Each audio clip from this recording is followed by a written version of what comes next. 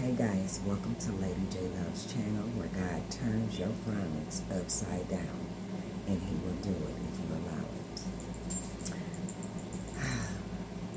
It's been a hot day, but I'm home and I got every air conditioner on in the house, and that's why I got my little robe on and my little footies because it's chilly, but I like it.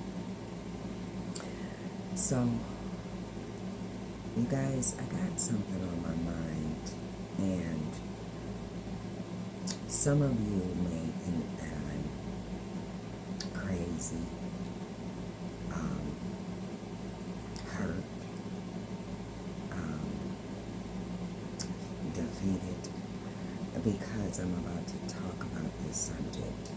You may even think I'm weak, or may, even think that,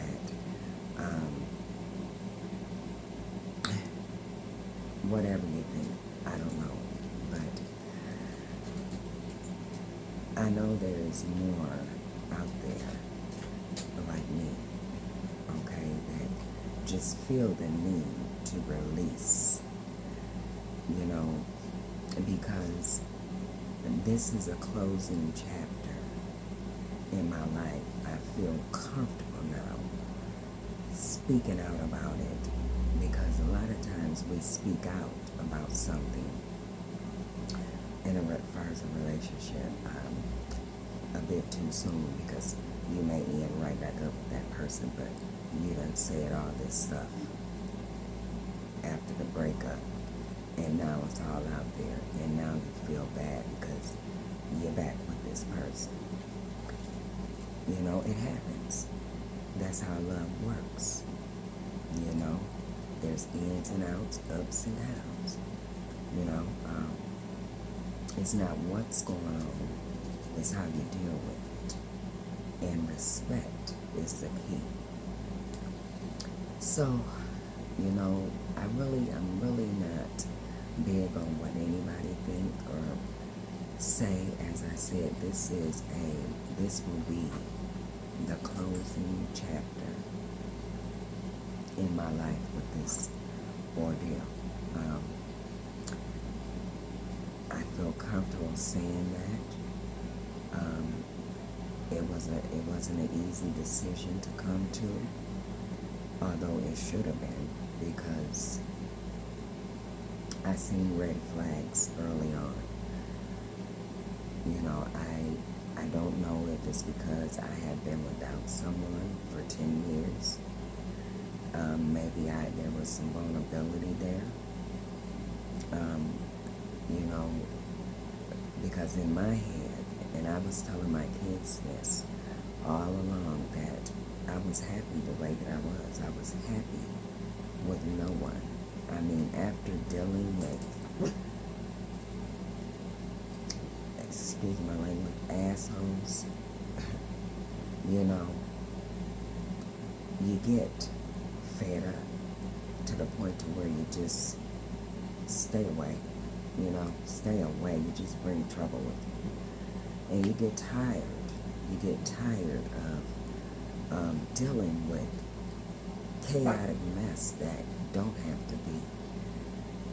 Especially if it's not happening on your end. It's the other party. But you're steadily trying to work with it. And before you know it, years has passed by. But in this particular situation, I do believe that, because actually a month before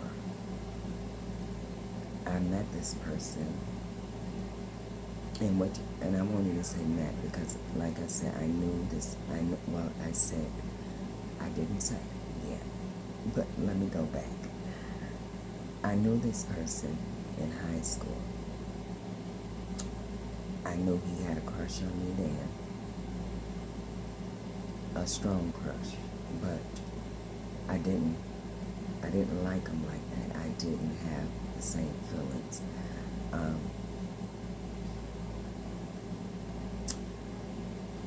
At that time, like I said, I didn't see compatibility with this person. and for years he's held this crush. So it was after my birthday. I had just turned it was after my birthday. It was a birthday party I gave at my house at Fish Fry. And so usually when I get a little get together at my house, afterwards we may go to the bar. So this particular night, no one wanted to go to the bar, so I said, my car was broke down at the time, so I borrowed my son's car. And I went down to a bar in my city. And my sister was there. She was on the slots. And so I proceeded to walk towards her. And this person was there with his friend. And he started calling me, although I didn't hear him. So as I was speaking with my sister, and I seen the atmosphere, and she's on the slide, so I really didn't have nobody to talk to. While I had me a little drink, I just said I'm gonna go back home. So as I'm heading towards the door, I hear a voice saying, Juanita, Juanita. And I turn around, and it was this person that I hadn't seen in years. So at that time, I didn't know, what his life was rocking like. He asked me if I wanted a drink. Reluctantly, I said, yeah, so I wanted to see where his pockets was, and I'm just going to keep it real. I didn't, listen, I was already surviving on my own. I didn't need nobody that was broke. And so he said, what you drinking? And I said, I could have been reasonable, but I said a double shot of Remy Martin. And so he went in his pocket and bought it. And me being me, I took 2 sips and told him I was on my way back home. And so he said, can I get your number? And again, reluctantly, I gave him my number because this meeting was totally different than what I seen in high school. I believe I seen a person that had been through some trials and tribulations. I immediately got a feeling of a need to want to help this person because I can see a weakness about him. And I don't know, I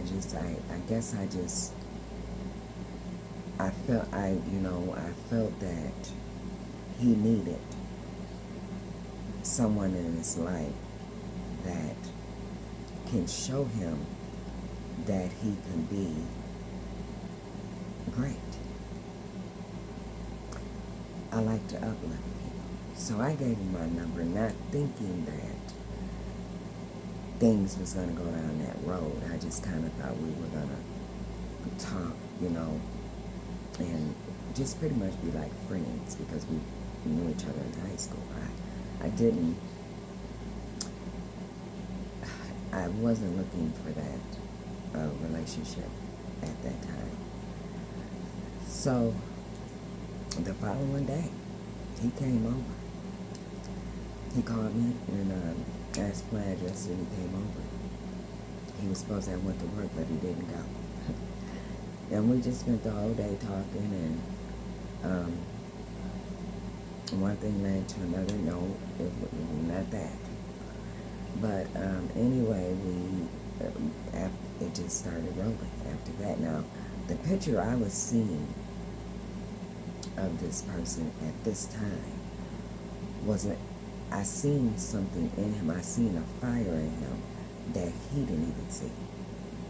I seen some get up in him that he didn't even see. I seen that his self-esteem was still low as it was in high school. I just seen different things about him that led me to want to be there for him. So we ended up becoming a couple. And we ended up staying in a relationship for 10 years that should have been ended 3 months after it got started. And I should have paid attention to the pattern and behaviors, but I didn't, because love was happening then. Love was happening then. I was only seeing the good things, the things that I wanted to see. Even though we went through trials and tribulations early on in our relationship, and there was some nasty ones, I still chose to believe that he could be the man that I needed him to be. And so, year after year, fast forward, year after year, year after year, and we would break up for a few days or whatever, and I would be miserable. I'm just going to be honest, because he did a lot of good things for me. He did a lot of nice things for me, but he knew that I was the type of woman that you wasn't just going to come lay up on me. You're not just going to come and be in my household. You're a man and not contributing. So, things were really good in that area. He had a job when we got together. He ended up quitting that job, and I helped him find another one, a good one. Actually, we both started working here, but things happened there. So that's why I said I should have seen red flags. I did see red flags early on, but I chose to ignore them. And that's what happens to us. That's why we end up being buried so deep till it be hard for us to climb our way up out of it. And so I went on year after year loving this person, feeling like he loves me. But, and I gotta go back, a year after, not even a year, maybe 4 months, 5 months after we got together, I noticed bad behavior, and come to find out it was drugs in play. Now, he really put a mask on. I call it deceitful love. But I've been in that position. I've dealt with that. I'm not a stranger to addiction, so I know what it can be like. But once I realized the people I was hurting by continuing to do drugs, not only was I hurting myself because I felt low, but I was hurting my children, my mother, my sisters, my brothers, and it just came to a point. One day I said, no more. I was in a deep depression a lot. Didn't like to go anywhere. At home, in my bed in a dark room watching TV, or the TV's watching me. And just one day I said no more. I understood my assignment, and it was to get it together. Get it together, or you gonna be knee deep, or you gonna be insane. And so I chose the straight road. And I always said, just because I got myself together, I'm never going to look down on no one else. I'm never going to look down or no one else. And if I am in the position to help a person in that situation, I'm going to do my best. I'm going to do my best. I'm going to give you my best counseling. I'm going to give you many good words. I'm going to give you some uplift, and I'm going to give you what you need. It's up to you if you use it. Because, as I said, I know addiction can be hard, but if you want it bad enough, if you see a better picture, if you believe that you can be a better person, and if you have faith that God is going to bring you from under, you keep those in your heart and in your mind, but most importantly, you gotta want. You gotta want. I'm gonna say that again. You got to want. You gotta want it. Okay? It's not no, because I'm gonna tell you, I refused to keep going back and forth to treatment. Because, first of all, it wasn't helping me. I knew what I wanted. I knew what I wanted to do, and there was nothing nobody could say. So I beat the system going to Rosecrans. I beat the system because I was still getting high throughout the whole thing. And that's simply because I wasn't ready to give it up. I had to be ready. I had to hit the bottom. I had to get to a point in my life to where I just couldn't see the things that I wanted to see. And so that's why I chose to continue on. All I kept seeing was what I seen good in him, what I seen that he could do, if he put his mind to it. But his problem was he felt so low that he couldn't give his own self-love. He didn't love it. I just don't believe he loved himself enough. I don't know the trauma and the drama that he went through in his life to make him feel like that's all that's there for him. Drinking and drugging every day. I don't know. You can't really feel good about yourself. You can't really. That to me, that's saying you've given up on life.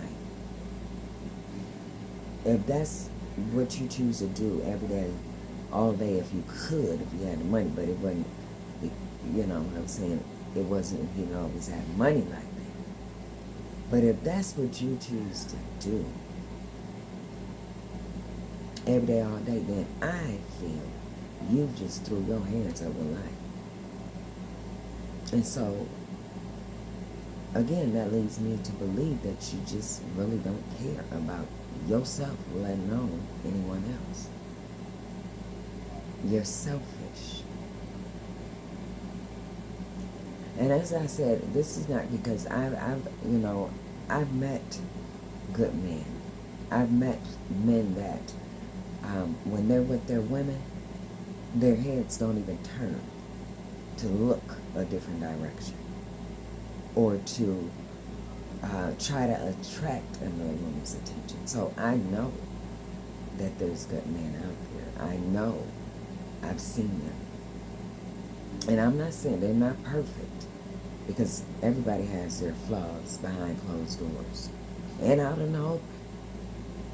Everybody has flaws. Nobody's perfect.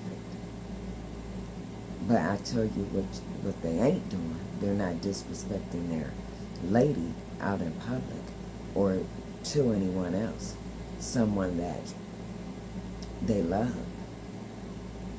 And so I chose to talk about this subject because, once again, this is the closing chapter. And I feel by talking about it and getting it all out of me, because it frustrated me so bad.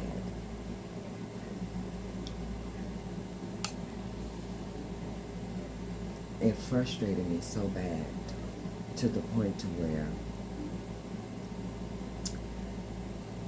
I just had to get tired. I had to get tired of living like